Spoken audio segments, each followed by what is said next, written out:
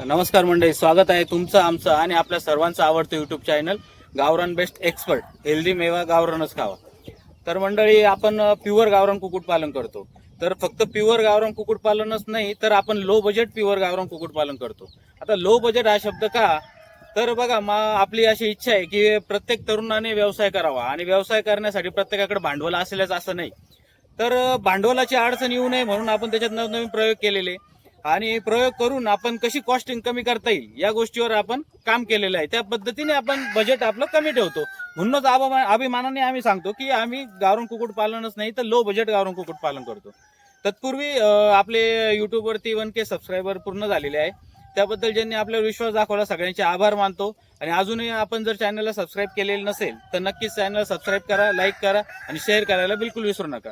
तर आजचा टॉपिक मंडळी छोटा टॉपिक आहे पण फार महत्वाचा. जो नवीन उद्योजक आहे प्रत्येकाच्या मनात हा प्रश्न कायम येतो की दादा कुक्कुटपालन मला करायचंय पण नक्की मी व्हिजनच क्लिअर नसतो की मी कशावर करू. फक्त मला कुक्कुटपालन करायचंय की मी अंडे विकायला करणार आहे की मी मांस विकायला करणार आहे. तर याच टॉपिकवरती आज आपण बोलणार आहोत. तर तत्पूर्वी हा व्हिडिओ खूप महत्वाचा असणार आहे, तर तुम्ही शेवटपर्यंत हा व्हिडिओ बघा आणि चॅनलला सबस्क्राईब करायला बिलकुल विसरू नका. तर मंडळी, गावरान कुक्कुटपालनामध्ये 2 प्रकारचं गावरान कुक्कुटपालन आपण करू शकतो किंवा मॅक्झिमम 3 प्रकारचं. पहिलं आहे आपण कुक्कुटपालन करून अंडी विक्री करू शकतो. दुसरं आहे आपण कोंबड्या पाळून त्यांचा मांस विक्रीसाठी आपण उपयोग करू शकतो. आणि तिसरं आता लेटेस्ट ट्रेंड चालू आहे की कोंबड्या पाळायच्या, त्यांच्या अंड्यापासून पिल्ले काढायचे आणि पिल्ली विक्रीचा पण आपण व्यवसाय आपण करू शकतो. तर तिसरा व्यवसाय हा थोडा बाजूला ठेवू आपण आणि या 2 टॉपिक वरती बोलूयात. तर नवीन ज्यावेळेस आपण करतो की त्यावेळेस आपलं व्हिजन क्लिअर हवं की आपल्याला काय करायचं. आपल्याला नक्की अंड्यांवरती काम करायचं आहे की आपल्याला मांसावरती काम करायचं आहे. तर बघा, तुम्हाला सांगतो की नवीन नवीन जर आपण त्यावेळेस कोंबड्या पाळल्यानंतर साधारण एक आपली प्युअर गावरान कोंबडी एका वर्षामध्ये मॅक्झिमम किंवा आपण सरासरी ॲव्हरेज धरू की 150 अंडे देते. आता 150 अंडे दिल्यानंतर आपल्या त्या अंडीचा भाव आपल्याला गावरान प्युअर गावरानचा सांगतो मी, प्युअर गावरानचा भाव आपल्याला मिनिमम 12 रुपयापासून ते 15 रुपयापर्यंत मिळतो. ते एरिया वाईज चेंज होतो. त्याच्यात आपण हॅचिंगसाठी अंडे जर केले तर हॅचिंगच्या अंड्यांना जास्त रेट आहे, म्हणजे तुमचे 15 प्लस रेट 18 पर्यंत तुमचा रेट जातो. तर ज्यावेळेस कुक्कुटपालन आपण करतो तर कोंबडी ही अंड्यांसाठी पाळतो त्यावेळेस 150 अंडे आपण त्याचे गृहीत धरायचे वर्षाला. त्यात काही काळ ती खूड होते. तर या खूड काळामध्ये तुम्ही तिसऱ्या व्यवसायाकडे जाऊ शकतात की ती पिल्ल काढते आणि मग ते पिल्ल आपण सेल करू शकतो. तर गांड्यांवरती काम करताना महत्वाचा विषय येतो की फीड मॅनेजमेंट. आता सपोज मी 1000 कोंबड्या पाळल्या तर माझ्या कोंबडीला, आता मी एका कोंबडीचं उदाहरण तुम्हाला सांगतो की एक कोंबडी तिच्या 1 वर्षाच्या कालावधीमध्ये 150 अंडे देते. एक आपण रेट तिचा मी 12 रुपये पकडला तर 12 रुपयाप्रमाणे त्याचे साधारण 1800 रुपये त्याची किंमत होते. 1 वर्षाला आपण त्याची अंडे विक्री बघूया. तर आणि साधारण 1 वर्षानंतर तुम्हाला वाटलं की ही मदर बॅच मला काढायची आहे, ही मदर बॅच मला विकायची आहे, तर तीच कोंबडी त्यावेळेस सुद्धा मांसासाठी मिनिमम 500 रुपयाला विकली जाते. तर त्याची टोटल कॉस्ट होते 2300 रुपये. आता 2300 रुपयाला आपला पक्षी त्याचं वर्षभरामध्ये तो आपल्याला उत्पन्न देतो. आता त्यानंतर बघा, 2300 रुपये जर म्हटलं, आता तिला पाळायला खर्च किती येतो. तर खर्चाचा विचार केला तर एक कोंबडी साधारण एक पक्षी, अडल्ट पक्षी साधारण दिवसाला 100 gram, 120 gram, 80 gram, 30 gram, 80 gram, 80 तर नाहीच पण 100 ते 120 ग्रॅम त्याला खाद्य लागतं. तर यामध्ये आपलं ज्यावेळेस असतं, आपण लो बजेट, मी सांगतो की आपण लो बजेट काम करतो, तर जसं या पालनामध्ये आपण मॅक्झिमम त्याला विकतचं फीड हे साधारण 40-50 ग्रॅम पर्यंत आपण त्याला देतो. तर 50 ग्रॅमच्या हिशोबाने साधारण एक पक्षी खाद्य खातो आणि बाकीचं जे उरलेली पूर्तता आहे ती आपण त्याला तुमच्या वेस्टेज म्हणून देतो. मग त्यामध्ये भाजीपाला वेस्ट आला, पाला आला, शेवग्याचा पाला आला, हॉटेल वेस्ट आलं, पीठ आलं, त्याच्याबरोबर भरपूर सारे आपल्याला खाद्य कमी करण्यासाठी गोष्टी आहेत त्या आपण टाकतो आणि जशी कॉस्ट कमी करतो. मग त्यावेळेस काय होतं की जेवढा त्याला, माझ्या कॅल्क्युलेशननुसार जेवढा त्या पक्षाला आपल्याला खर्च आलाय साधारण 150-200 रुपयापर्यंत खर्च येतो. आणि जर सगळा वजा जर केला तर आपल्याला एक कोंबडी साधारण 1800 रुपयाचं उत्पन्न हे वर्षभरात देते. आता याच्यात दुसरा प्रकार काय येतो की दादा मांसावर काम करायचं. आता मांसावर काम करताना काय करावं लागतं की जनरली मांसावर आपल्या भागात सगळ्यात पहिल्यांदा तर सर्वे करा की आपल्या भागात मांसासाठी, प्युअर गावरानच्या मांसासाठी काय किमतीने ते विकलं जातं त्यानंतर अंडी काय भावाने विकली जातात त्या हिशोबाने काम करूयात. सपोज आपण मासावर काम करतो, आता मासावर दुसरा टॉपिक येतो आपला, आपण मासासाठी बोलूयात. सपोज 1000 पक्षी जर आपण जर पाळला आणि जर मासावर काम करायचं ठरलं तर चांगल्यातला चांगला रेट हा 400 ते 450 रुपये किलो हा व्यापारी आपल्याकडनं त्या भावामध्ये प्युअर गावरान पक्षी हा मासासाठी विकत घेतो.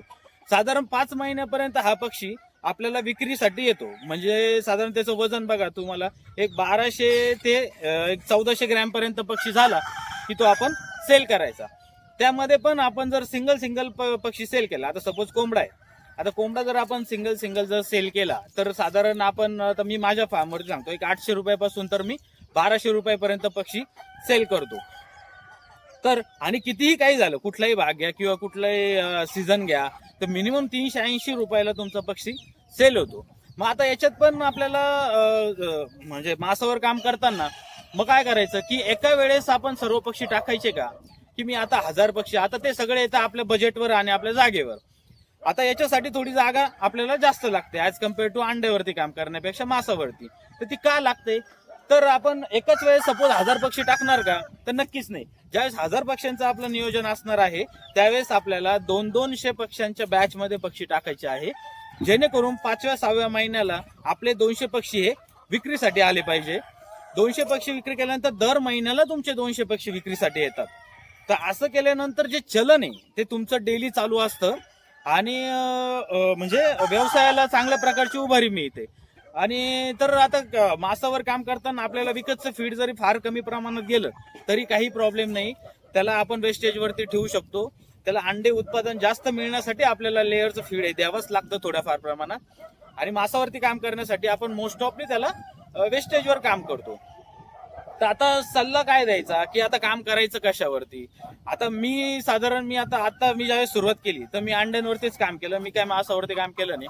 अंड्यावरती काम करत असताना की अंड्याचा जो बिझनेस आहे, जो डेली अंडे येतात आणि डेली सेलिंग आहे, तर तुमच्याकडे रोजचं चलन खेळतं राहतं. पण त्या पद्धतीने तुमच्याकडे मार्केट हवं, तुम्हाला मार्केट त्या पद्धतीने बनवावं लागेल. किंवा फार गावरानच्या अंडी, आता तुम्हाला सांगतो मी की गावरान अंडी हा आता सध्या ब्रँड बनत चाललेला आहे आणि मोस्ट ऑफली लोक आता गावरान पक्षावरती आणि गावरान अंड्यावरती शिफ्ट होत आहे. तर या मार्केटचा आपण निश्चितच फायदा उचलला पाहिजे आणि पैसे कमवण्याची सुवर्ण संधी आहे. तर गावरानमध्ये पण प्युअर गावरान पक्षावरतीच काम करा. आता बघा की मी ज्यावेळेस गावरान पक्षावरती काम सुरू केलं तर मी अंड्यांवरती काम चालू केलं. आज माझे 300-350 रोजचे मिनिमम अंडे चालतात आणि मला त्याची प्री बुकिंग वरती माझं काम चालतं. तर आपण हॅचिंगच्या अंड्यांसाठी जास्त प्रमाणात काम करतो, जेणेकरून हॅचिंगसाठी हॅचरीजवाले किंवा फार्मर हॅचिंगसाठी अंडे घेऊन जातात आणि त्यामध्ये पक्षी पिल्लं काढतात. आता याचा रेशो आपला मिनिमम 85% पासून ते 94 पर्यंत आपल्याला रेशो हॅचिंगचा मिळालेला आहे. तर आपल्यालाही कोणाला जर हॅचिंगचे अंडे आणि जर पिल्लं पाहिजे असेल तर खाली स्क्रीनवर नंबर देतो, कॉल करा आणि बुकिंग करा. तर आता आपण काय करतोय की आपण आता कटिंगवर पण काम चालू करणार आहे. तर आपलं आता दुसऱ्या फार्मचं काम, आता ह्या शेडमध्ये आपण फक्त अंड्यांवरतीच काम करणार एवढ्या एरियामध्ये. तर इथे आपल्या 5-1 हजाराचं नियोजन आहे आणि आपलं आता कटिंगवरती आपण काम करणार आहोत. त्यासाठी मी सेपरेट शेड बनवतोय आणि सेपरेट प्रिमायसेस बनवतोय. आता हा प्रिमायसेस कसा असणार आहे की बरेच जणांना वाटतं की दादा आमच्याकडे एवढी जागा नाहीये की आम्ही शेवगा लावू शकतो. तर आता आम्ही ज्यावेळेस काम करतो आम्ही नवनवीन प्रयोग करण्यावर जास्त भर देतो. आता ते जे आम्ही शेड करणार आहे त्या शेडच्या प्रिमायसेस मध्ये आम्ही कुठल्याही प्रकारचं शेवगा वगैरे काही लावणार नाही. त्याला मासावरती काम करायचं आहे, त्याला पूर्ण वेस्टेजवर ठेवण्याचा आम्ही प्रयत्न करणार आहोत आणि छोट्या प्रमाणात ते काम करणार आहोत. या सगळ्यांचं जे आहे मी तुम्हाला ते वेळोवेळी माहिती देतच राहील. तर तुर्तता आपण काय करू की जर तुम्हाला काम करायचं असेल तर तुम्ही आता सध्या ह्याच्यावरती काम करा, अंड्यांवरती काम करा आणि अंड्यांवरती काम करताना साईड बाय साईड तुम्ही कटिंगसाठी सुद्धा पक्षी पाळा. तर दोन्हीमध्ये नफा हा 100% नफा आहे आणि मिनिमम कॉस्ट पकडली आपण तर आपल्याला 50 ते 60% हा प्रॉफिट 100% उरतो. प्रचंड मागणी आहे. तर कुठल्याही प्रकारचं डोक्यात कन्फ्युजन घेऊ नका. जागा असेल तर मासावर 100% काम करा.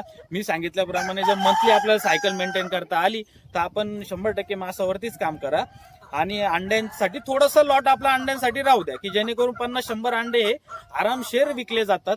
जसं लोकांना कळतं की इथे प्युअर गावरान अंडे मिळतात किंवा तुम्ही पण सांगितलं की आपण अंडे बाहेर जाऊन जर विकले तर 100% त्याला खूप जास्त मागणी आहे. अंड्यांवरती नक्कीच जास्त परवडतं. तर त्याचप्रमाणे आपण कटिंगवरही काम करा, कटिंगचाही चांगला रेट मिळतो, चांगली मागणी आहे. तर तुर्त थांबू मंडळी. जर व्हिडिओ आवडला असेल तर नक्कीच लाईक करा, शेअर करा आणि सबस्क्राईब करायला विसरू नका. तर कुठल्याही प्रकारची मनात शंका घेऊ नका, सुरुवात करा आणि अंड्यांवरती पण काम करा आणि मांसावरती पण काम करा. दोन्हीमध्ये चांगल्या प्रकारचा प्रॉफिट आहे. तर धन्यवाद.